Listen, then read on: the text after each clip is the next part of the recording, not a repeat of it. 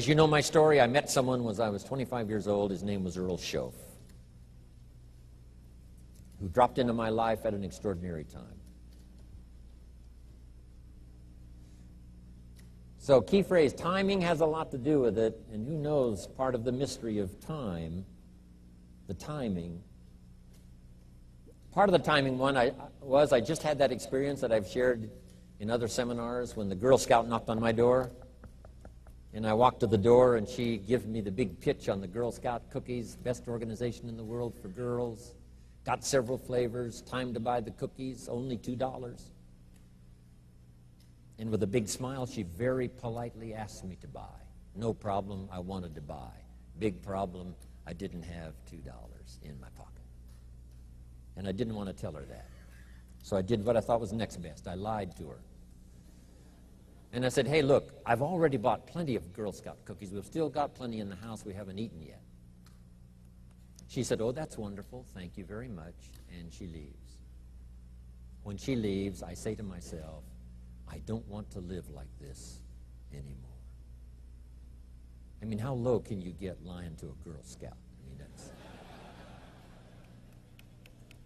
that's low down. I told myself that day, this will never happen to me again. One of those experiences. It's called like life-changing. I said, I'm going to search till I find better opportunities so my pocket won't be empty and the bank account won't be empty, and I won't be so far behind on my promises to my family. And it was shortly after that I meet Earl Schoaf, who taught me how to be wealthy, who taught me how to change my life. So who knows what the connection is, right? Someone says when the student is ready, the teacher will appear.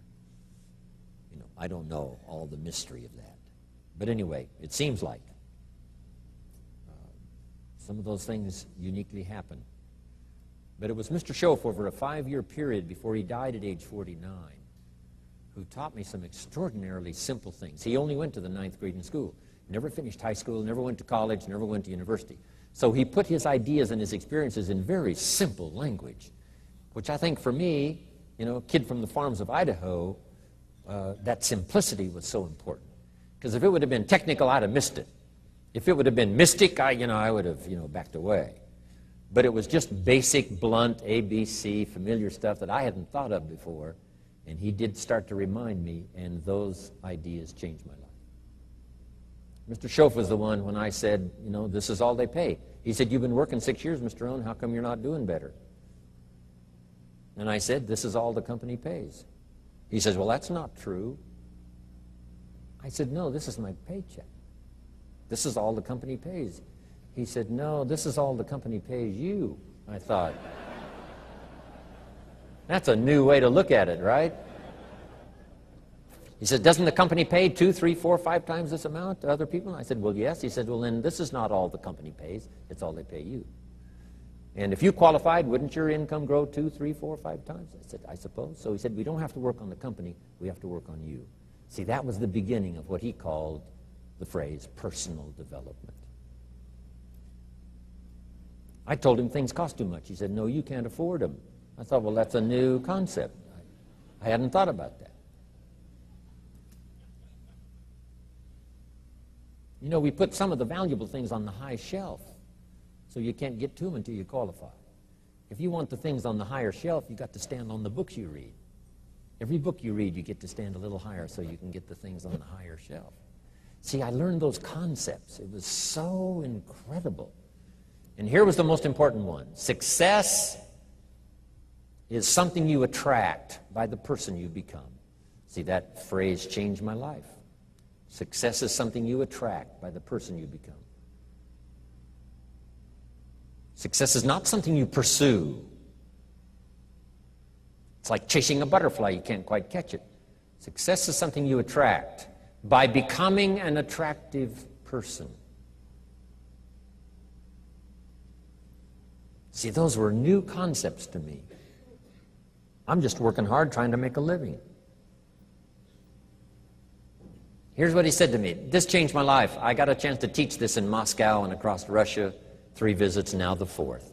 Here's what Schoaf taught me. Profits are better than wages. Nobody taught me that in high school. Nobody taught me that. I went to 1 year of college. Nobody taught me. Profits are better than wages. Wages make you a living. Profits make you a fortune. And how could you work on both a living and a fortune? He said, well, you could start part-time working on your fortune while you're working full-time on your living. I thought, wow.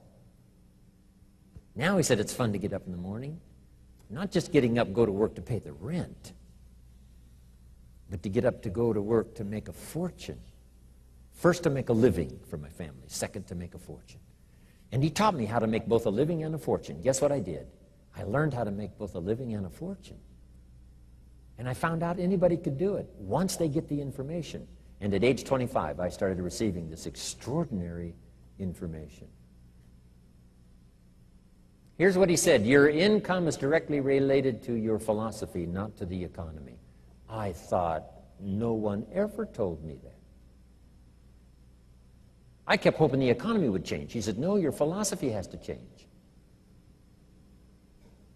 I assured him that I had my fingers crossed. He said, that won't help. Then what could I do to change my income and multiply it by 2, by 3, by 5, by 10, and then multiply it by 10 again? What could I do? And he started giving me the disciplines and the process of learning the skills to change my life. This was an extraordinary man. Those were extraordinary times for me, life-changing in every manner that you can imagine, but very simple ABC concepts. Here's what I learned: not to search for the exotic until you've discovered the basic. And those basic philosophies that he shared with me during that time were life-changing, and he called it personal development.